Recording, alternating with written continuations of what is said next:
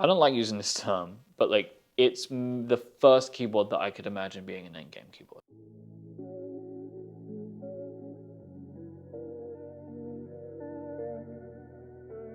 Welcome, everybody. It is interview day. Today I'm here with Myke Hurley, a podcast network co-founder, a product designer, a keyboard streamer, a part-time SEAL, and a full-time skeleton. Hello, Myke. How's it going? That's very good. Very good. Did I get your job titles correct? Yeah, thereabouts. That's all of them. Mm-hmm. That's all of them.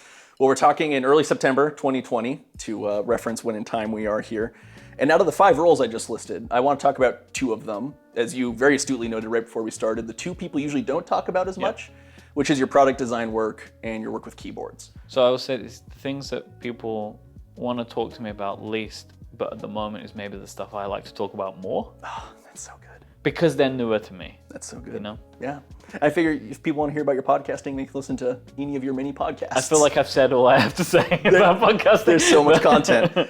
As a surprise for you, I actually got a lot of these questions from people in the Discord. Okay. So a lot of these are from people, and none of them were about podcasting. Okay. So other people are also interested. They're also, I expect, fully fed up of listening to me talk about it, right? Probably They've had so. their fill on that one. There's no more questions about podcasting. So starting with product designer, for those unfamiliar with you, because we're on my YouTube channel,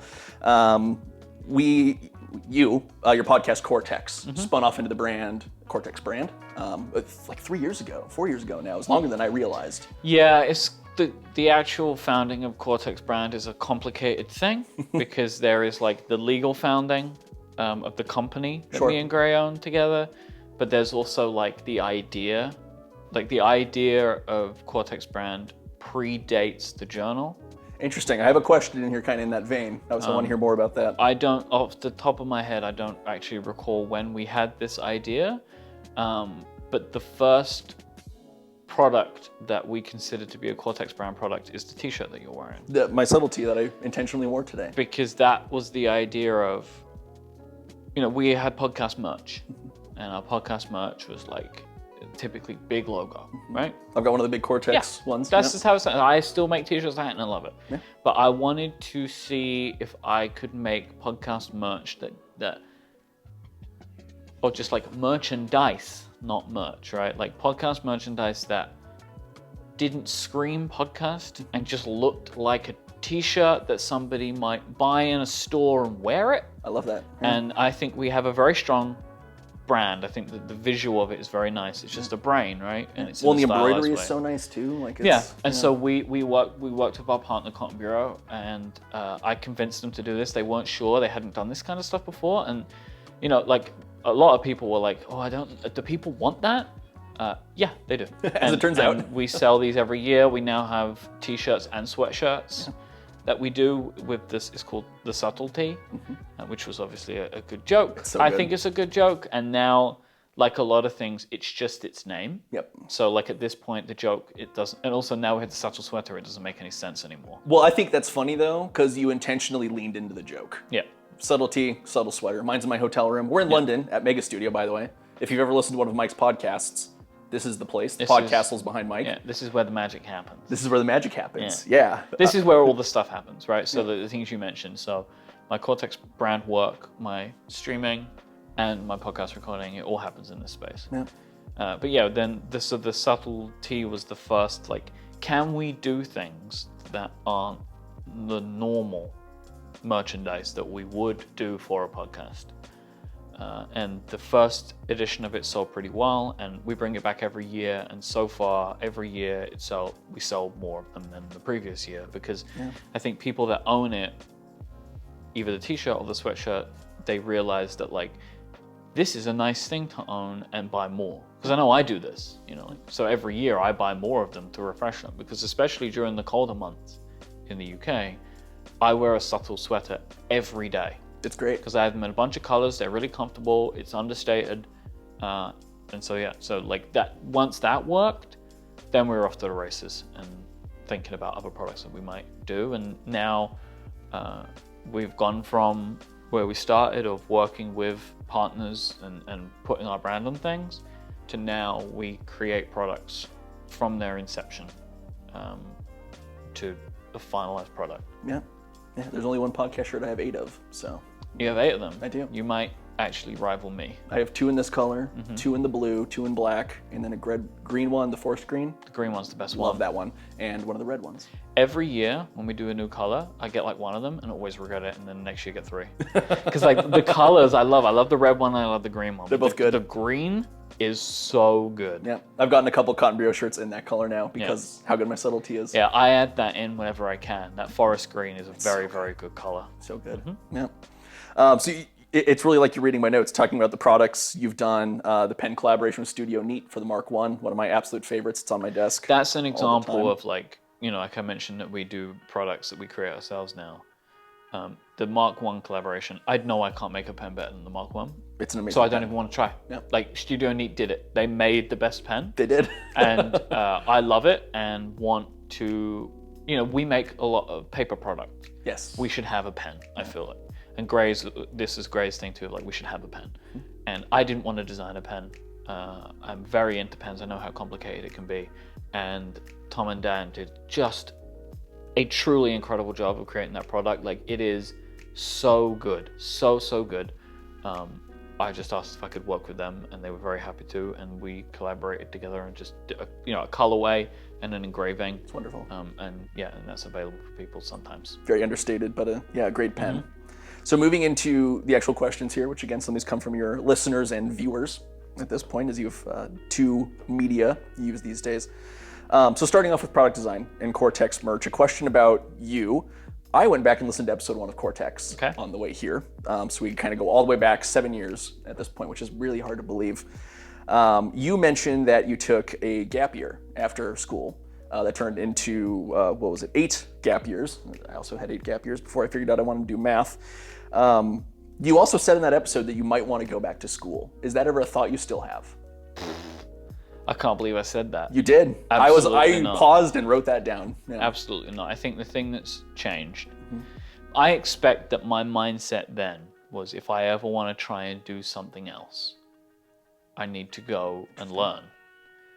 But what I have learned maybe in the intervening 7 years is you can just do it, whatever it is. You just, like I think about the product design. Like, I'm coming to terms with being able to describe myself as a product designer. Sure. Because I have no training and I do not know how to use any software, right? Sure. But I am able to communicate what I'm looking for to people that have those skills.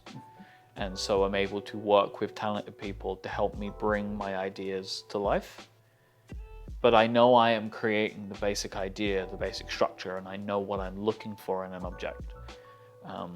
And I'm able to help guide that process. And the only way I can describe that is a form of product design. Absolutely. I could call it project management. I guess there is a lot of project management in that. Oh, yeah.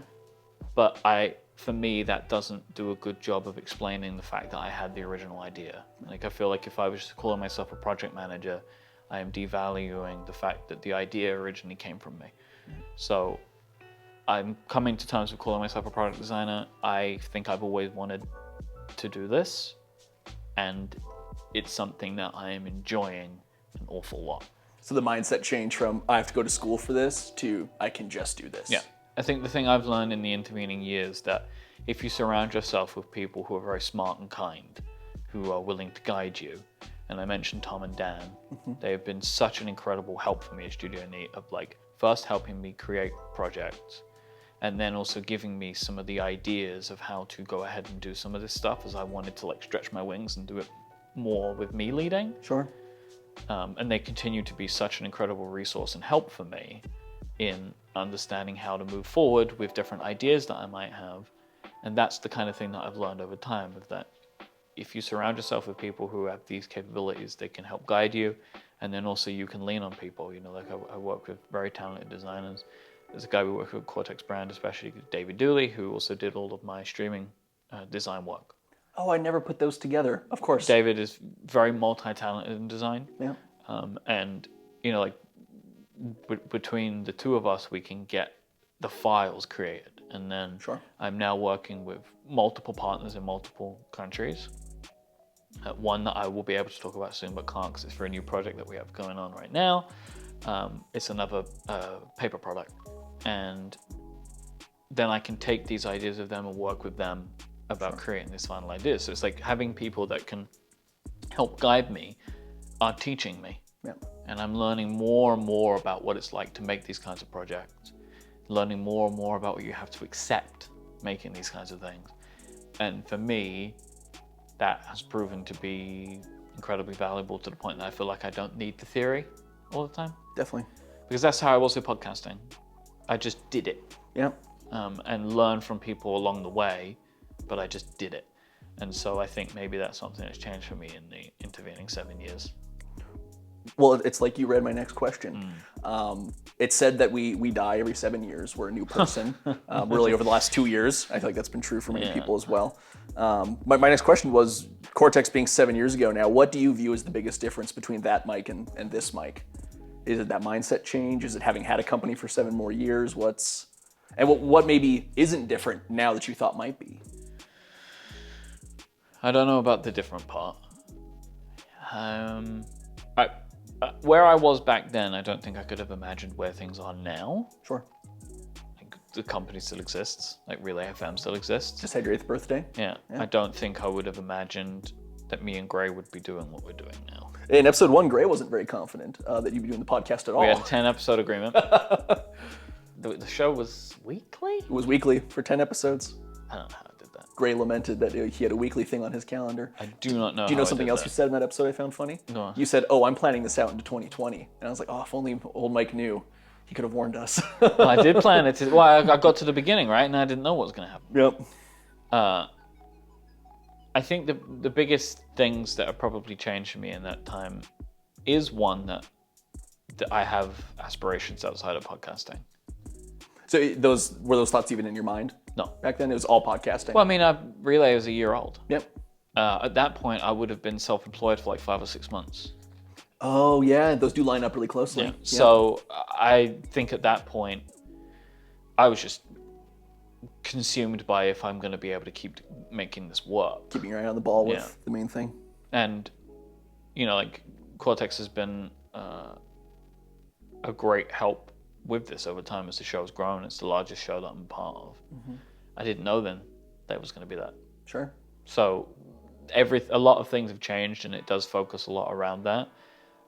But also all of our audiences have grown over that time, of course, right? And we have like direct support. I never thought we'd do membership stuff. It's a big change, yeah. Especially the way we do it, no ads. Yeah. Because we were building an advertising business. Right. I never imagined that we would have hired people.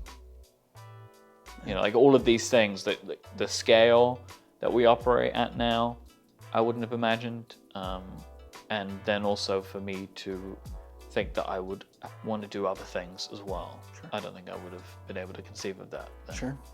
My next question was going to be, in episode 1, you described Cortex as a podcast Trojan horse to Gray.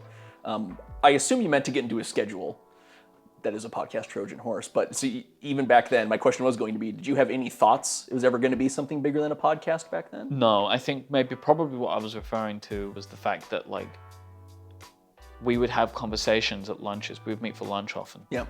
And then that ended up growing into the idea of being a show. The podcast was inside the Trojan horse. Like I remember when I suggested to Gray that we should do the show, and then the very long silence that was afterwards as he was thinking about it. Sure. And then that lunch turned into dinner that day, as we then worked out if we were going to start a project together.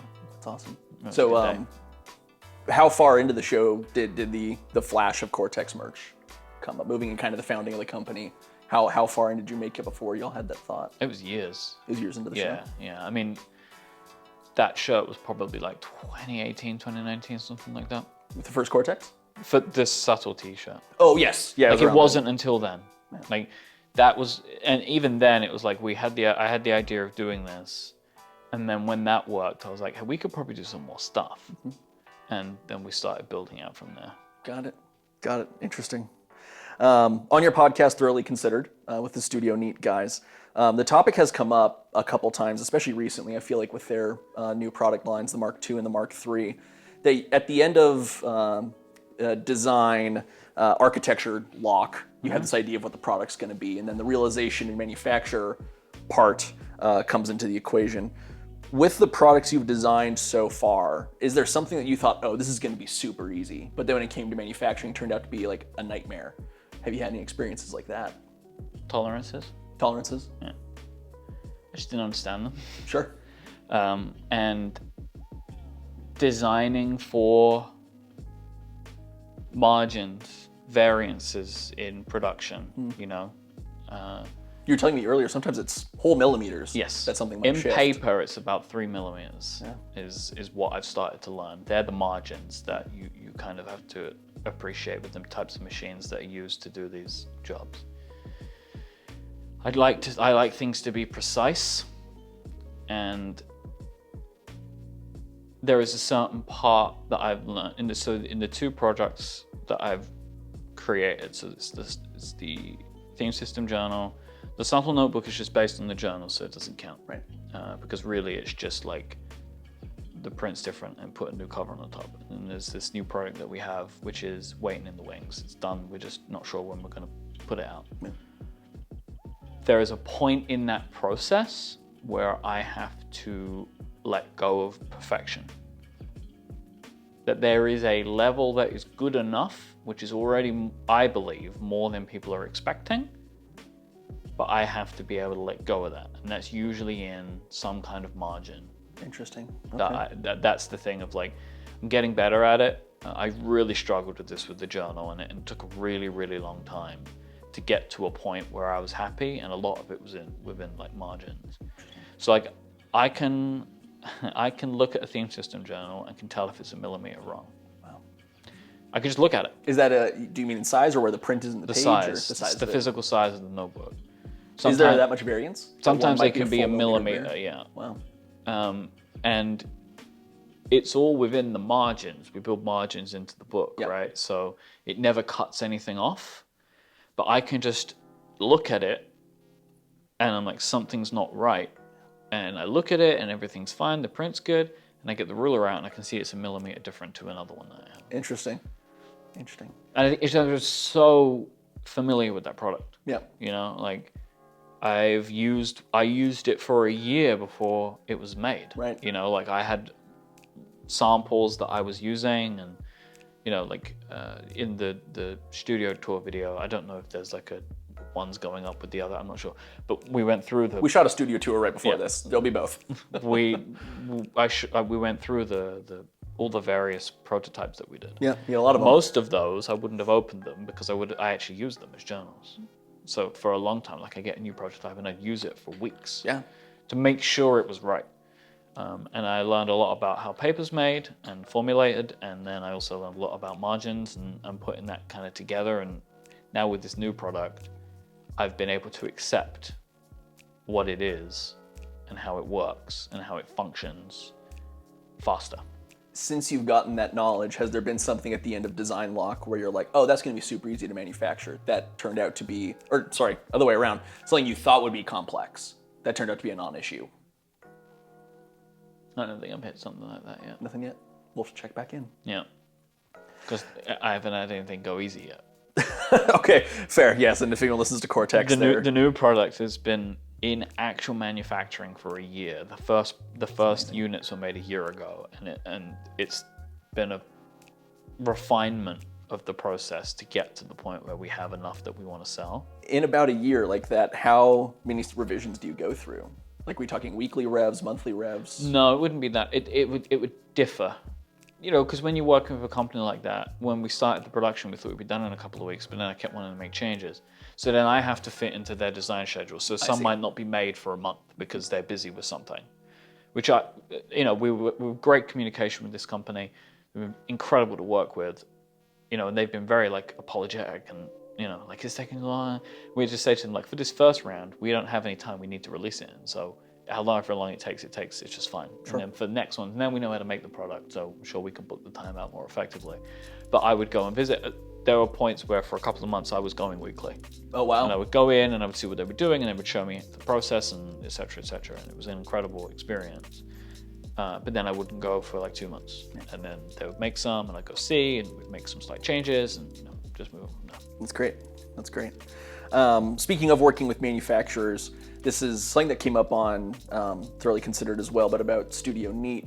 What kind of roadblocks do you face working with manufacturers because of your scale? Like, have you ever completely overwhelmed someone because they're expecting a smaller order? Have you ever been so small that a company laughed you out the door, like we don't make things in that low of quantity? What does that process look like for paper goods? I've had companies just turn me down. Like, I don't want to do this. Due to quantity or specificity? Or Not really about quantity.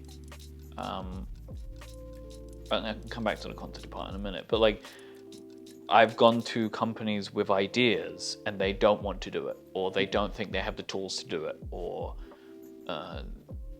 they're just not interested. I don't know why. Sure. And we had this a lot, which is why I started working with Studio Neat with the journal, is I could not find a supplier. Yeah. And then after that, ended up being able to find someone through some friends, a company in Europe who makes the journal right now. With quantity, we've not run into that because I just ask what the minimum quantities are. Gotcha. So with the products that we've made so far, we've just bought one of the quantities that we're happy with both not having too many and also hitting a cost. So like some items, we have way too many of them and it's going to take us a long time to sell them. Sure. But, we felt that it worked just right for what we needed. Mm.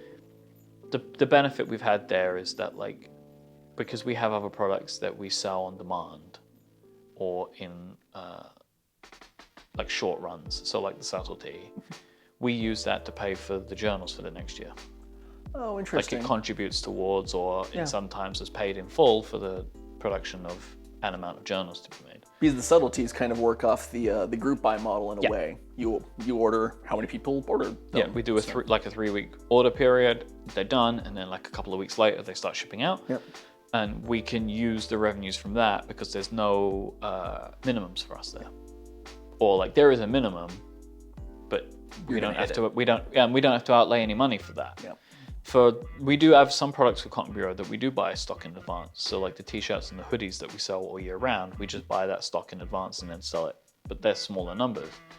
But when it comes to quantities, like, so basically, my point is, like, as a company, we have a way to generate some more money that we're able to put in and make bets on stuff. And Cortex brand operated for about 2 years before me and Gray took any profit from the company. Wow. Because we used it as a way to generate the ability for us to make bets on items. That's great. So if you, on the quantity question, if you went in thinking, we need 1,000 of these, and a company said, minimum is 2.5K, that's something you'd work into the planning. Yeah. Got it. Yeah, and then if we believed that we could afford it, then we'd go for it. If we believed that it was a product that we thought we could sell that many of, I don't think we've come across it yet, but if we went to a company and we wanted 500 or something and they said they needed 2,000 of them, we probably wouldn't do it. Sure. If we didn't think we could sell it. Yep. Otherwise, we would have asked for 2,000 in the first place. Totally. On a lot of your podcasts, you talk about and recommend media that you like, often at the end of Analog. You do recommendations. Are there any, a refinement of that question, are there any pieces of media that you find particularly aesthetically influential? Like, Cool. Are there any pieces of media that make up your brand a little bit? No. There's not like a piece of media in your mind that you go, this is what, No, I mean, this is probably, probably people would just be like, bleh, when I say it, but I think it comes from our own brand. Sure. Like, Well, Cortex has very strong branding. Yeah. And I think that it says a certain thing about how the product should look. Like, I think for me, we're always going to put our brand on it. Yeah. So I feel like it has to have a design, a look to it where that brand sits on it. Like, I think our brand is quite strong looking. It is. Interesting. And so I don't think it could go on soft goods that imagine like a cushion. I don't think the Cortex logo would look good on a cushion. I see what you mean. Okay. Right? Yeah. So like t-shirts is different. It's like whatever, because it's just a brand on a thing that you wear the brand. Yeah. But like we have, like hard edges and intentional curves. Yeah. And I think that the Cortex brand sits well with that. And at the subtle moment, pillow might look a little funny. It might look a bit funny, right? But like, I don't think Currently, I don't think so. I think at the moment we're just trying to extend the brand that we have. I have grand visions for the types of things we might make in the future, and I'm sure at that point I would probably start to look at other things. Sure. You know, I could imagine, like, I think it's quite a trite aesthetic at this point, but something like a Blade Runner, because it's quite futuristic, and obviously the logo itself, the actual Cortex logo on the artwork is a neon, right? Yep. And so, like, that kind of idea, I could imagine if we were to try and be quite bold with something, that maybe that's the kind of look that we would go for. Sure. We are obviously quite technology focused as a podcast and as a brand. And we are trying to make goods for technology focused people that aren't technology. Yeah. So yeah. I have lines that I've written down that I don't remember because we've never really finalized them, of like what Cortex brand strap line is, but it's kind of like, oh, I remember one now. It's creative tools for creative professionals, professional tools for professional creatives.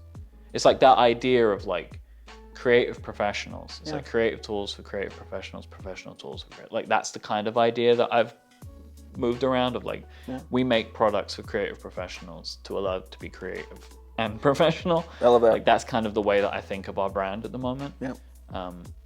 So I don't really have anything media-wise that influences that. Sure. I mean, we have our own media, right? Me and Gray have a media property that influences our brand. Absolutely. Right? It's all cyclical. Yeah. Listener question. You're stranded and need to journal the experience. What stationary product and what writing implement do you use to Cortex journal brand Mark 1 with a Cortex brand theme system journal. Why would I choose anything else? CortexMerch.com. Yeah. Last Cortex question then before we move on to In all keyboards. seriousness, the journal is what I would use, right? Because the a journal came from a system I created in another notebook. Yep. It was a Hobonichi Techo. I would probably choose a fountain pen because that's rather than the Mark 1. my actual preference for what I prefer to use. The Mark 1 for me is I grab it and make a quick note. Sure. But if I'm going to sit down and actually write something, I wouldn't use a fountain pen. I would use a Platinum 3776 of some kind, or a Sailor Pro Gear of some kind. There you go. You need to show me some pens while I'm here. Oh, I have lots. That's a new world to me. So, I don't think you should look at them. No?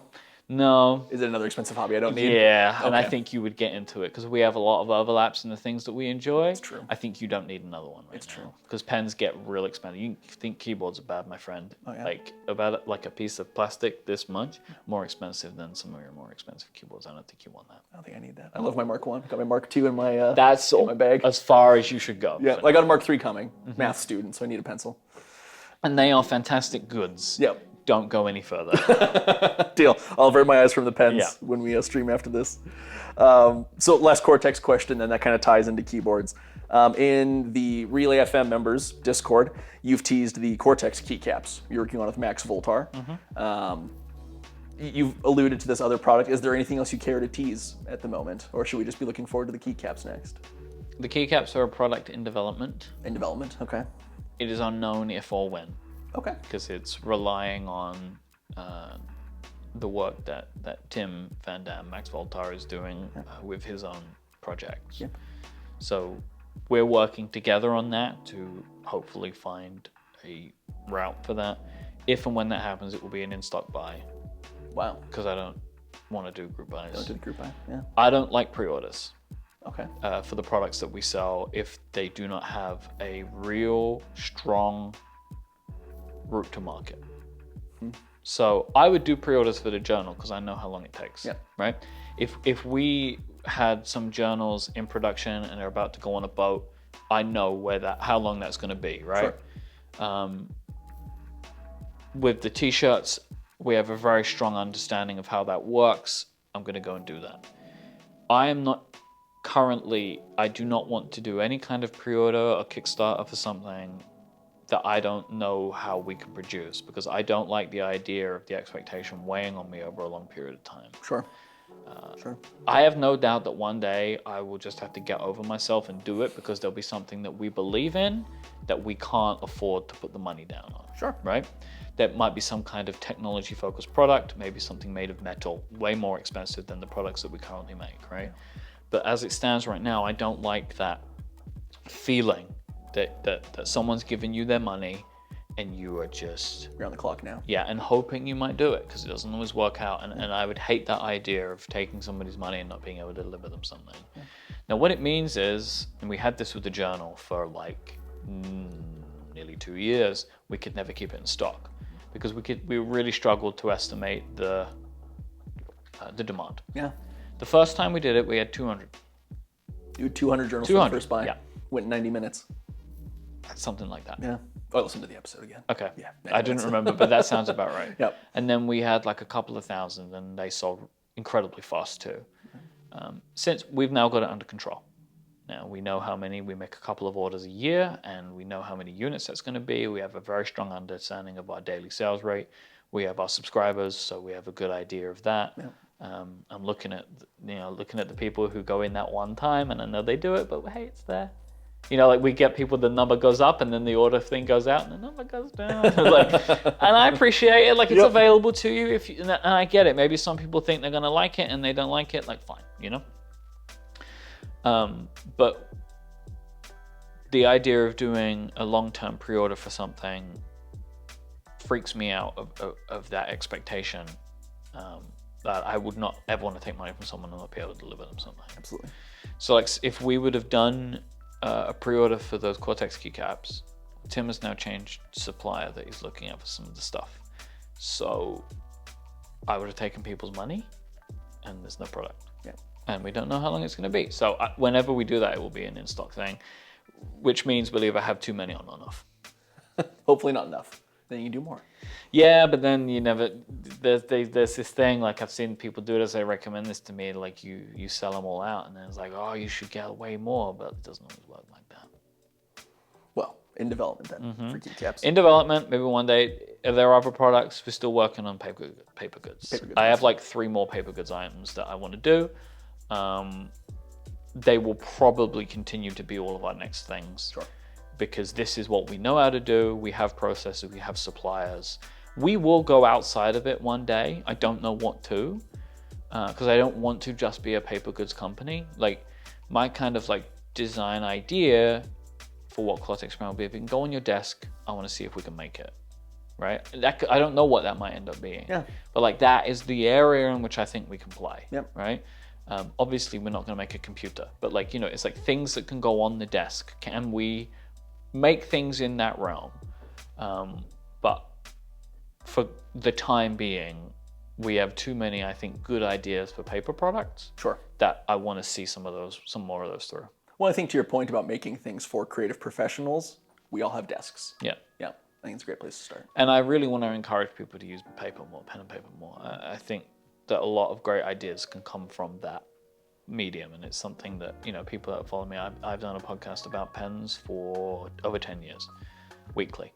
And as featured on Office Ladies. As featured on, yeah, we should put that on the artwork. As featured on Office Ladies and Conan O'Brien, and like, you know, it finds its way around. Like the little at the bottom movie poster, all the little references. There's a lot of like, it comes up a lot of like, can you believe this podcast exists? And it's like a game that people play. But so I believe in pen and paper just as like a thing. I think it's very valuable for thinking. I think it's just, you know, I don't think that our digital devices are necessarily the best for everything. I like to do a lot of like notes that become things that go in my digital devices, but I like the pen and paper be the initial barrier between my mind and wherever it's going to end up living. Yeah. And so I have a lot that I want to do in that field, but it won't be all that we ever do. Cool. But a couple more in the pipe. Right on. Moving on to keyboards and streaming. We're starting with a viewer question, simply because of the way it's written. I couldn't put it anywhere else. Number 1, how dare you? I know what I've done. You know what you've done. You know, You're at peace with it. I have no, going into doing keyboard streaming stuff, it didn't bother me, because I've been suggesting people buy pens for 10 years. True. So you're well versed. I'm well versed in being a bad influence. Right on. Right on. So you started streaming in earnest just over 2 years ago now, including a stint streaming from home, which I had mentally blocked out at some point. I was going back and looking at previous stuff. Because it went from here back to home, back to here. Yeah. I think that happened twice, but Well, because you streamed from home because you weren't consistently able to get here. You were coming here still, but yeah, you moved to stream at home, and that was a different era of your streams. The production setup now is quite... It's superior. Yeah, quite superior. Not without its faults, but superior. Yeah, I've got some camera settings to fix for you. Starting back 2 years ago, what was your goal then? What were you looking to get out of doing the streaming? There were two things. One, I just wanted to share with people in like both ways. You like the chat element, which is absent from your podcasting. Well, I guess now with the Discord, there's. I mean, there always was a lot. It was more like I have this thing that I am enjoying now. I would like to share this with people, and my experience has shown that if I'm willing to put these things out in the world, it will find people who are willing to share back. Sure. Right. So I learn more from the people that watch my streams or talk in Discord than I can teach at this point. I like that. Right, and so that is very valuable for me, and it's just I enjoy that kind of two-way. I wondered if is there an opportunity for me to become a popular keyboard streamer? And I think maybe if I really wanted to put the effort in, but I don't want to stream 3 times a week. Totally. So I kind of learned relatively quickly of like, all right, I've found there's just like a core group of people that really want to come and hang out, and like we have a good time, and it gives me an excuse to share this stuff, and I enjoy it. I just enjoy it. Yeah. What I was hoping was it would feel more hobby-like, which it does. It doesn't feel work-like at all to me. There are many times, not all the time, but many times I get to like Wednesday or Thursday, and I'm like, cannot wait to stream on Friday. You know? And so it's way easier for me when I have new stuff. When I don't have new stuff, then I have to kind of come up with ideas, which I don't like to do, because then it starts to feel like work. So like sometimes I just sit down and I'm like, I don't know what I'm going to do today. Let's just see what happens, because I don't want to like. At first, I had this like list of ideas for streams, but I've gotten rid of that because I don't. If this starts to feel like work for me, then I don't want to do it anymore. Well, I was going to ask that actually, because you mentioned how much you like the hobby aspect of it. Does it still feel that way? And clearly it does. It does, and it perpetuates my desire to be interested in keyboards, which continues there being a hobby aspect to it. Sure. And it is a hobby that has taught me a lot. You've learned to solder. Yeah. And also that a couple times. I've had the mystique of electronics taken away from me a little bit. Love that. Love that. Did you ever fix those Game Boy cartridges? No, but I could. But you could. I just haven't gotten around to it. Sure. But I have all the stuff, and I know how to do it. I just haven't gotten around to it. Yeah, I think that's an interesting, those cartridges are an interesting graduation of it, because they're nothing like keyboards on the inside, but you know those well enough that you can get your way around a circuit board. And yeah, and that's why, like for me, just I haven't gotten around to it yet, but I don't feel like there's any barrier I need. And and it was kind of a funny thing where like I opened up a guide and just looked at it once, didn't read all the steps. It's like, I know how to do this. There you go. Because if what you're asking for me to do is to replace the battery, well, I can see how the battery's attached. I know how to get this off. No problem. There you go. Because I don't need somebody to explain to me now how to desolder something. Right. You've got the gun. I got the gun. The Burr gun. It's a great gun, man. I love mine. I'm not sure I'd want to turn that to the Game Boy cartridge. I think for that I might go a little more like just solder wick. I would worry about putting that thing on a 30-year-old Game Boy cartridge. Pretty old circuit board. I'm worried that it would go straight through it. Melt whatever 30-year-old PCB substrate is in there. My next question was going to be, what do you find most rewarding about the streaming? It sounds like the things you learn is a big one of them. One of the things that I've loved over time is I don't need to put any effort anymore into learning what's new in keyboards. There you go. Kind of got the community. Everybody else seems to be doing all this work for me now. Yeah. Like where I just need to dip into the keyboards channel in our Discord or see what people are talking about in chat. They ask me, have you tried this? Have you seen that? Have you seen this? Yeah. But like at first it was like, I wanted to know everything that was going on, and then realized that that's not a good idea. That's an interesting trend. I feel like I've seen that with other streamers where I feel like group buy reviews used to be really common. We see those less. I feel like the news just circulates more, maybe organically now. I think I kind of, this started happening because I was seeing it happen. You know, like I would watch Teja's streams and I would see a lot from him where someone would say something and he would be like, what is this? And it kind of made me realize that like, to be I don't have aspirations to do what he does, but like for him, all he really needs to be able to do is see what is popular in the community, and he can just get that from his chat. Yeah, that's going to be very distilled by that point. And also, it seems like at this point, there's so many projects. Like when I started being interested to now, there's too much stuff now that it would be impossible for me to keep up with it all in a way that would feel comfortable. Yep. You know, like I felt like I could know every key set that was going into group buy, and now it's just impossible. Well, so many manufacturers now too. Or keep the amount of keyboards that go into group buy now. Amazing. And I'm a little bit like, keyboard group buys, I'm not so into. More to the key sets. Yeah, if I'm going to put something on a group buy, I'm more likely to do it on a keycap set. Keyboard group buys for me are complicated because, one, I feel like I got to know who I'm buying it from. Sure. Yeah. Like, I don't think I would go on a keyboard group buy of a company that I don't know that can deliver a thing. Because these are complicated. They're very complicated things, and it's complicated to manufacture, and they're expensive. Yeah. Like, I don't know if I would want to set. tie $700 up for an unknown amount of time. Right? So, for me, I'm kind of, I want to know that a company can deliver before I'm willing to go down that route. Sure. And also, it's way easier to get keyboards on extras now. Absolutely. Everything's easier on Everything's extras easier on now. extras.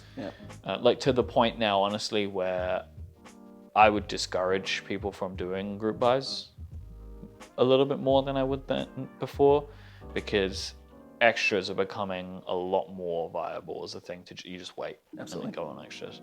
You rolling the dice, but I think these days it's not like when I started in the hobby. No, God, extras would be gone in seconds. Yeah. Yeah. And now you can just buy GMK sets from basically any big vendor now because they have extras of some description. I mean, Modern Dolce Light was there for months. Yeah. And it's set. interesting. There are some sets that go immediately still, which is interesting, but there are some sets that don't. And I don't think it's about design. I just think it's about how many the vendor pre-ordered. Like, definitely. But it feels like now, if a group buys more than 3 months, I'm not so sure about it. Interesting. When you first started streaming, you mentioned Alex Otos a lot as your inspiration for like the aesthetics and kind of the vibe of chat. Is that still the case? Is there anyone new you really look up to? No, I mean, I watch a few streamers. I think Alex visually does the best job. Yeah. Like, I think that his aesthetic is so good. It's so clean. His new space is awesome too. Yeah, and his photography style too. Like, if I could shoot like anyone, it would be like him. And I don't even attempt to believe that I could get anywhere near it. But yeah, I think Alex would have been my visual inspiration. And, Absolutely. I'm kind of cool with how everything looks now. Like, I don't have any real desire to change things up visually. Like, I kind of like all the stuff that I have. Maybe if I was more serious about it, I would more often want to change things. But with this right now, kind of like, I'm good that I did this up once and I'm good with it. Right on. Well, kind of jumping back to one of your previous answers, now that you've been in this for a little while, specifically talking about keyboards, not keycaps, what does get you excited about a keyboard? It's visuals. Visuals is the main thing? Because I've kind of come around to like, I can get, at this point, basically any keyboard to sound somewhat like I want. Yeah. With the combination of foam and switches, right? Like, I feel like and plate options. You've really changed on plate since the beginning. Yeah, I feel like at this point I can get a board to sound, like I can get the Keychron boards to sound like, I could use this every day. Yeah. And like, they are the most basic good mechanical keyboards. Yep, I think. absolutely. That Q series is Yeah, remarkable. they do a really good job, and with just the right amount of modifications, you can get that thing to sound decent. Yeah. And like, I have a Keychron Q8 that I've been tinkering with for the last few weeks, and at this point, I feel like I could sit it on my desk and use it every day and I'd be happy. Yeah. So at this point, for me, it is aesthetic. Like, it's the aesthetic part that excites me, or if a keyboard's doing something novel. Like, there are a few recently I've seen, I'm like, that is really interesting. But again, I'm not necessarily drawn to buying it immediately. Like, there's been a few boards recently. I think one of them was called Tenet. Oh, which with I the just didn't. Southpaw reversible. I didn't like the name, honestly. It's just like, why would you do that? Like, there are other. What is the name of that thing where you can spin it upside down? The Tenet, the keyboard. No, like the word. It's not palindrome, is it? Palindrome is the is same when it's- front and back. Yeah. Yeah. But like the idea of like, I guess it is a palindrome, right? Which Yeah. actually doesn't make sense for the spinning it. Anyway, because it's flipping. But anyway, like. Do you mean like the Princess Bride cover when you flip it over, it still says Yeah. Princess Bride? No, Like, there are other palindromes that the designer could have chosen. I think they're just using the Christopher Nolan movie name. I assume that was the reference. Right, Yeah. and so like, whatever. But I like that idea, and I've seen a few boards like that. Yeah. So that intrigues me when there's some kind of thing. But then The also, reconfigurability. yeah, of new them. materials Oh yeah, excite me. definitely. So some of the stuff that Protozoa is doing with cork. Yes. I'm very intrigued about that. Yeah, the cork foot and the terrazzo top. Yeah. Yeah. All of that kind of stuff. Or like they've got that board that are doing, is it Cassini, I think? They are doing a board called Cassini. I Which forget is what the entire base is cork. Right. Yep. Right? So that kind of stuff intrigues me because I'm like, what is that going to be like? I think that we're at a stage in the hobby now where I think there are some people that have got the time, the money, and the design skills to start pushing things into new directions Yeah. that aren't just aluminium Yes. boxes. And so I'm intrigued to see where it goes from here. Yeah. Yeah. There's been a lot of cool designs coming out, and Protozoa is killing it. Their Yeah. stuff's so creative. Yeah. Very excited. And like I look at someone, like I've mentioned him already a bunch of times, but like Tim Van Dam. Yep. I've gotten the pleasure to get to know him a little bit in the last year or so, and the work that he is doing is so intriguing to me. And it seems like he is very willing to push things outside of people's typical comfort zones of how things are done. Definitely. And I like that, and I like seeing people that do things like that. Yeah. And that's the kind of stuff that excites me now. I think the mini site is up now for the banana mat. Yeah. Is a great example. Where it's like that is like a weird thing, but like, why do they have to be 900 by 400? Yep. Why? Why do they have to be rectangles? Yeah. Yeah. You know, so like I find that kind of stuff is what excites me now, because I feel like at this point I've seen the best of what I'm intrigued in. Yeah. You've got quite the collection. You've got a lot of the heavy hitters. Yeah. And for me right now, the mode Sonnet is, I don't like using this term, but like it's the first keyboard that I could imagine being an endgame keyboard. Whoa, he said the E word. Because I feel like at this point, that keyboard is just the right balance of all of the things that I want, that I could stop with it. Wow. Like if someone said to me, that's the last one, I'd be all right, then yeah, that's fine. Because the colors and the options of design are great, it looks great, and what I like about it is the Compact 75 is that it's small, I love the layout. but I still get a lot of keys on them. Yeah. Because like I have a lot of key sets where there are different colors in the function row. Yep. Right? Or like I have enough novelties to fill up some of the function row. And so like I think it is just the right balance of all of these things, and it sounds and feels incredible. It's wonderful. It's an incredible board. Yeah. Mode do my favorite stuff in keyboard hardware. I'd have to say probably mine too. Protozoa is close, but the mode hardware is... Well, I have yet Incredible. to use a Protozoa keyboard. And so I'm really excited. I have a bunch on the way. So I have the stacked acrylic one. Yep. Coming. Is that with Cam Command?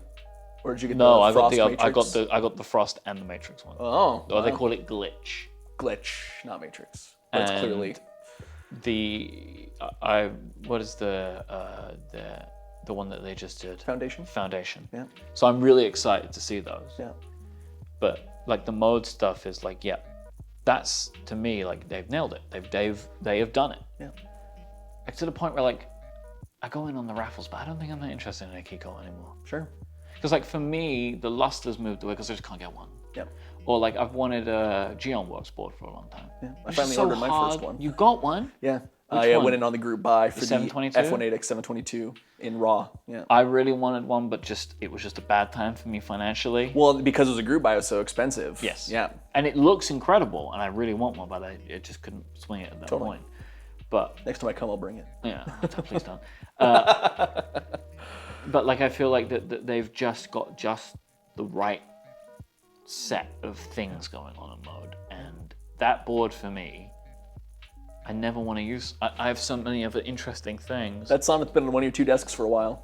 but I'm struggling to swap out to anything else. Yeah. Which is that I've not been that way for the entire 2 years. Wow. I've changed my board every week, but I'm really struggling to want to.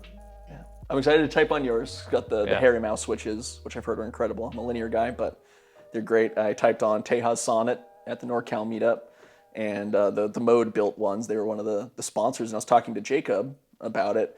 And I think with the 75, a lot of people complained that it wasn't the exploded layout with the arrows coming out a little bit. Number one, I don't like that because it puts the arrows lower than everything else. Just aesthetically, it's not nice.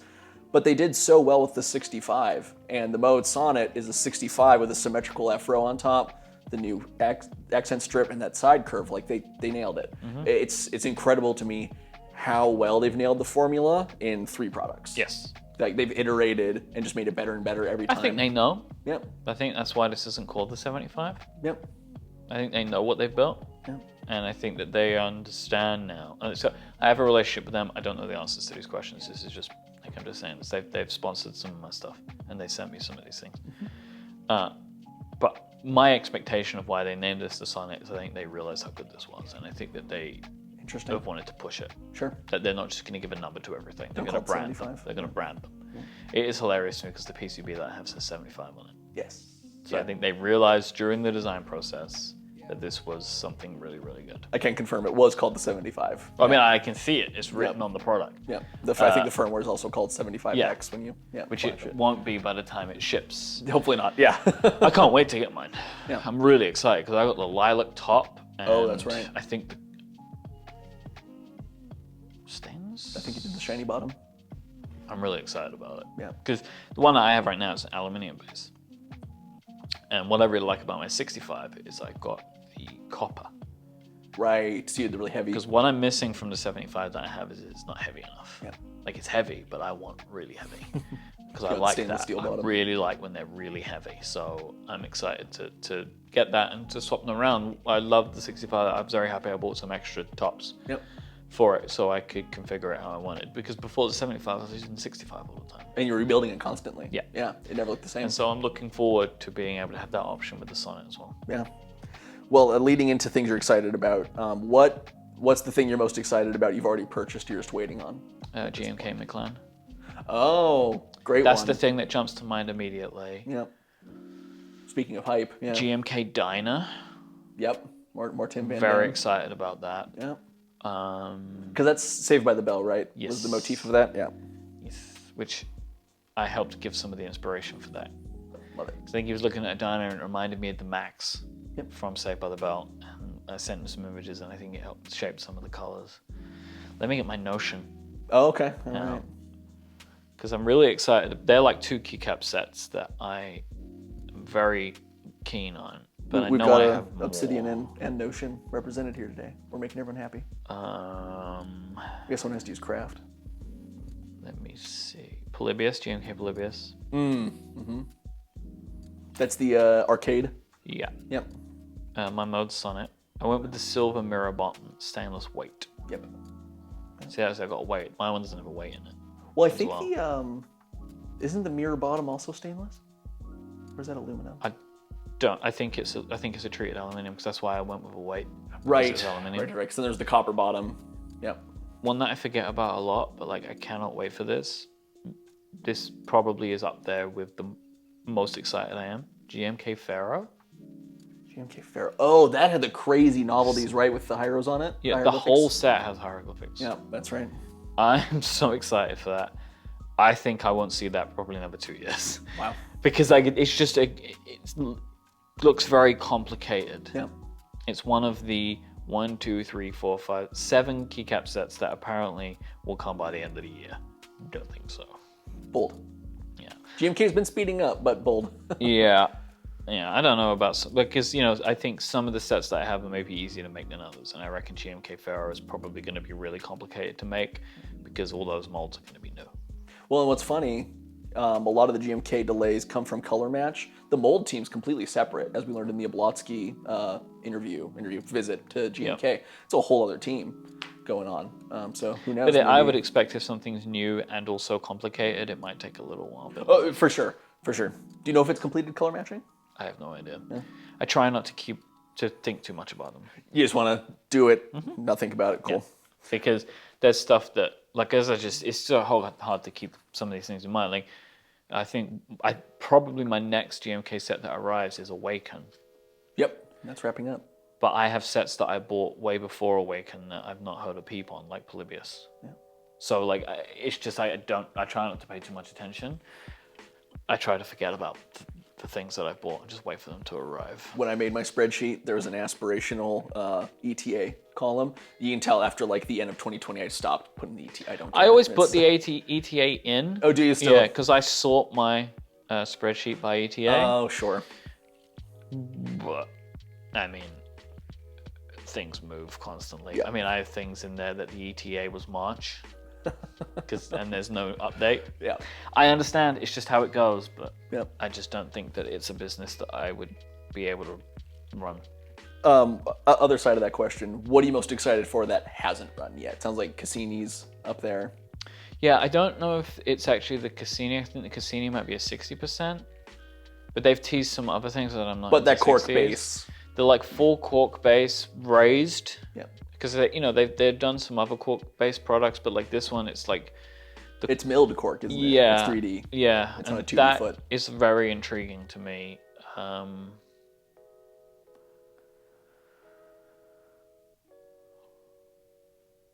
There are some products that Tim is working on that I'm really excited about. Yeah. But there's like a keyboard that he's been teasing for a while. The Event Horizon. Yes. Yeah. That I just can't even imagine how good that thing's going to be if he can pull it off the way he wants to. I cannot wait to see it on Saturday. Yeah. Oh my God, I'm so jealous. Yeah. You're going to raise money jealous. for charity. Yeah. stjude.org/relay if it's still September when you're watching this. Yeah. You're going to Memphis. I will ironically be in London during the meetup. And I hope to talk to Tim while I'm there, and he's going to have the Event Horizon with him. I want to know what you think of it. Tell you all about it. So there's a lot of things like that which I'm pretty keen. And I mean, coming back to who's innovating right now, that's a collaboration with Protozoa, if memory serves. Like Protozoa and Max Voltar, two of the brands to watch, as far as I'm concerned. And as we're recording right now, I'm also very keen on the mode keycaps. Yes, recently got the mini site up for that, October 28th, $79 a set. Legends designed by Max Voltar. And I'm really intrigued because they're talking about a PVT ABS blend. Yes. And I'm intrigued. Yeah. Drop DCX is also a blend. It acts a lot like ABS, but I would say they feel more durable, which I think comes from the PVT. It tends to shine less and wear less. So I'm very keen to see that as well. Yeah, because I mean, for me, with my tastes, I prefer the sound of ABS plastic. Me too. And I don't care about shine. It does bother me because I don't use any keycap set for a really, really, really long time. Oh, sure. So rotating. Right. I have a set that has shine on it because that's how I bought it. I bought it from someone and it has shine. I was like, what? But it also doesn't bother me. Yeah. I'm intrigued. I'm very intrigued because they're doing double shot. Double shot PVT ABS. It's like, all right, what you got? So I mean, yes, and for that price too. So like the whole combination, I'm like, I want to see what you got. Yeah, modes. Yeah, working on the mode themes thing too is going to be very cool. That's there. Yeah, very innovative. They've got another 65 in the works with a new name that was confirmed by Tehan, one of his streams. I would expect it's going to look like the Sonnet. Jacob said not so much. When I talked to him at the meetup about it. Then I don't understand why they're doing it, so I'm keen to see. Me too. Because if it doesn't look like the Sonnet, why not just keep doing the 65? It's something new. Because I would assume it would have the accent bar. I have no idea. I want them to do an 80 though, with all these customization options. Oh, if they re-release the 80 with the back plates or the accent bar, I'm going to go broke. The 80 is my favorite keyboard. Yes, I want them to do that. Yeah. Like, I really like what they did with the 2022 80, and they had a bunch of options, but I want them to do, and I want like full brass, like actual brass bomb on the thing. You know, I want to see that if they're going to keep going down this route. I'd love to see another 10 kilos from them. Your first mechanical keyboard. Do you remember what it was? Tofu 60. Do you still have it? That's the one in the display case. Yeah, that's the, like, I bought a WASD keyboard, and I also bought one of those split. I got the an Digma Ergodox Rays. and a Digma Ray. That was a whole era of I don't Cortex. really think about those three in this. Sure. Like, I think about what was the first thing, and that was also the first keyboard that I sorted. Yep. So that I consider that to be like my actual first proper mechanical. The polycarb tofu. Yeah. That's right. That's right. This was a listener question that I thought was very interesting. I've really been looking forward to this one near the end here. Since keyboards is just a hobby for you, what is your personal method for figuring out budget? What are you willing to put into a hobby? Obviously, you're coming from pens, so you're accustomed to expensive hobbies. But since it is just a hobby for you, what is your thought process? How much am I going to spend a month on this hobby? I don't have like a set budget that I set. I try to not spend more than a couple $100 a month. Sure. And what I try to do is not buy something every month. That's kind of like a thing for me, is try not to buy something every month. That's a good control. Yeah. So then when you do, maybe you can have 2-3 months budget in one. And so it's not that like every time I go over budget, I'm going over budget and then also meeting my budget the previous month. Right. That's kind of my only real thing, is I just try not to buy too much. Sure. But I also, if I have the money available to me, I don't punish myself. That's a good way of going I about work very hard. I like to treat myself every now and then. Yeah. But yeah, I don't have a number budget so much because things fluctuate for me throughout the year. Yeah. But I just try and, like, if I have like a number, say it was like 300 or whatever, I would just try not to meet that for a few months, and then I can splurge a bit more on something else. Right on. Right on. And then the last one, also a listener question. How does it feel having pushed so many people into the rabbit hole? Like, well, what, you were a pen influencer, still are a pen influencer, but before, do you have any feelings about that you get people into this? Or is it just the joy of sharing with people, like you mentioned? I imagine that people could suggest that it's bad to do it, but I like to think that people are grown-ups, and right, like, you'd rather share the joy and let people yes, make their own decisions. I feel like I can't feel, or I won't really feel responsible for having people spend their money. Like, if it's not me, it's someone else.